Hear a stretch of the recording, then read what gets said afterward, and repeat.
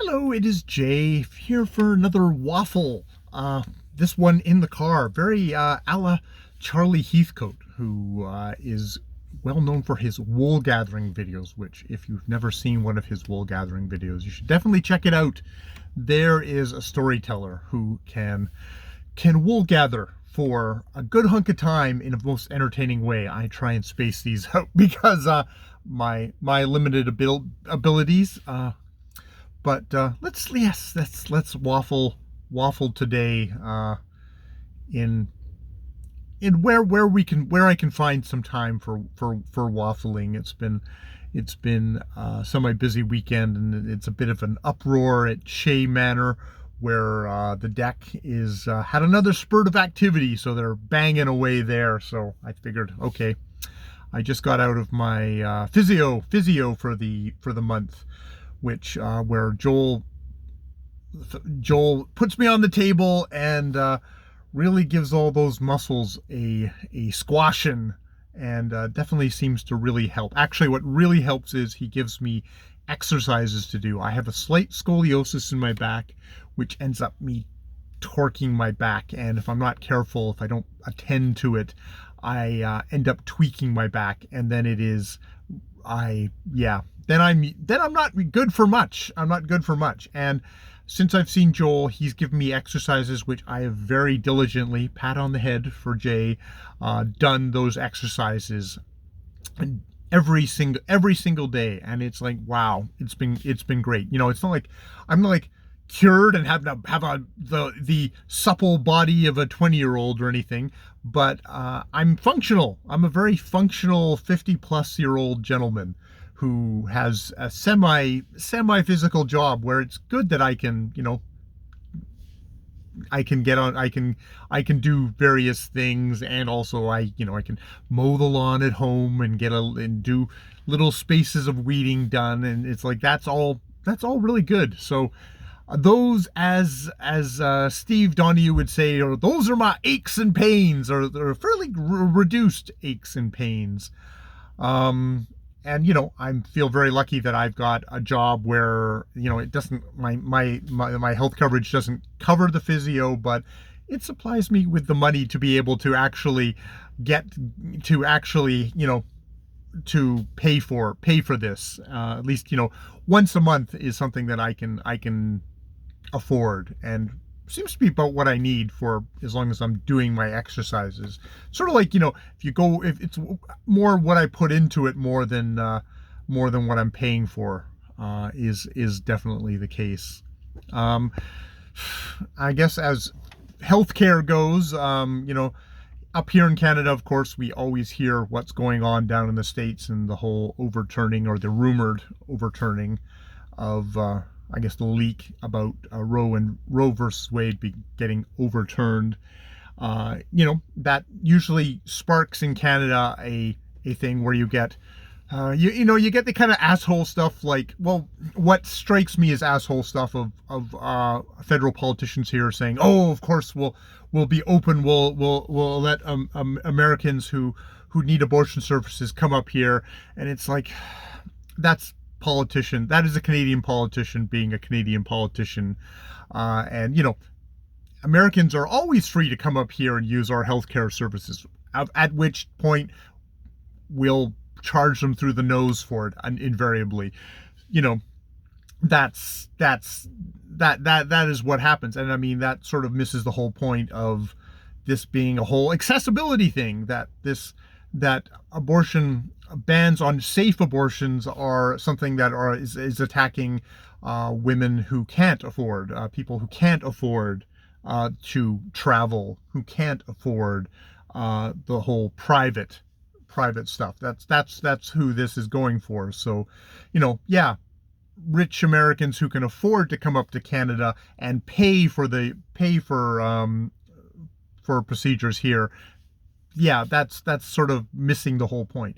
The good side of stuff like this is where, while we have a very unfortunate kind of tendency to get all smug up here in Canada, there's also the other side of Canadians who go, oh, okay, well, what are things actually like here in Canada? And in Canada, we don't have a law against abortions. We also don't have any law or enshrined rights for. It's one of these things where the Morgentaler is the big case up here, and that overturned what had been a completely assholey kind of tribunal that women had to go through to be able to perhaps obtain an abortion. And it was one of those things where it's like, you better make an appointment before you actually have sex if you want to actually be able to get access to an abortion.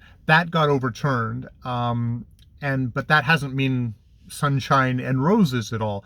It like down in the United States, it has been a constant fight to keep access. You might legally be able to do it, but having the access is always the crucial thing.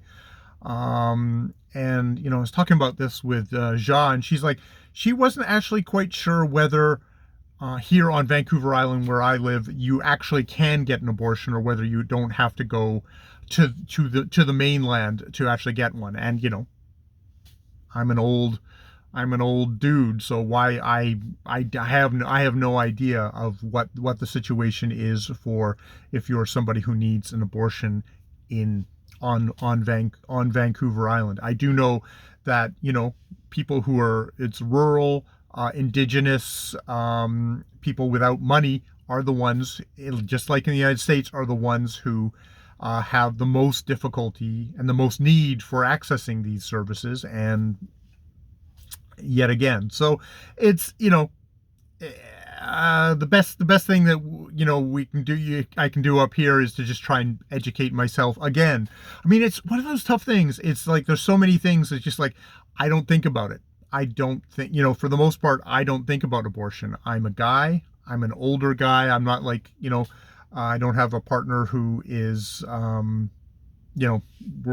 we chose not to reproduce. And, if I didn't have access to, if we didn't have access to contraception and various things, I might have a teen daughter right now who I would maybe perhaps be thinking, I would have more of a personal connection to that. I don't.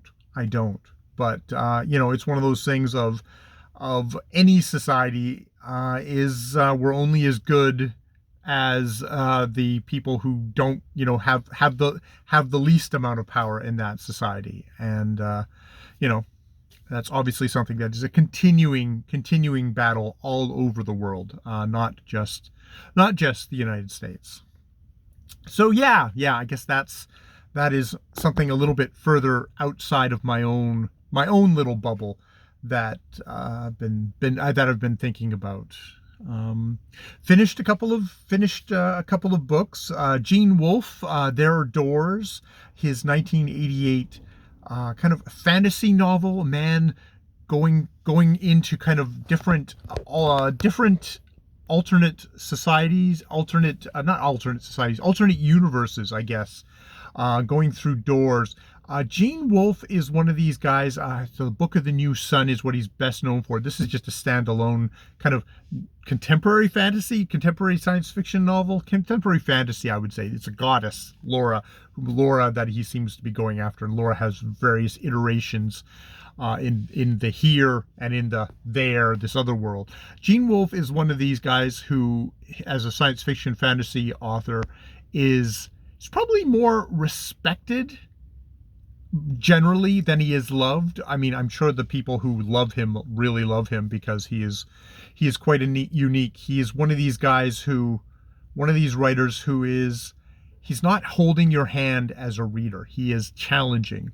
And I have to say, there's parts in the book before I kind of got into it where you're kind of struggling and you're a little bit, it's difficult, and you're maybe not enjoying yourself. And then I kind of got into the rhythm and I did enjoy myself. And it's fine. Like after I finished the book, he's the kind of guy that after you finish the book, you just keep on thinking about it and you start enjoying it. You just start enjoying it more. You start enjoying it more then. It's that he's that kind of a writer. He laughs. And he's challenging, and it's not like the language is challenging, it's the attitude of him to as a writer to a reader. It's like you have to use your brain, you have to think. He is not going to hold your hand.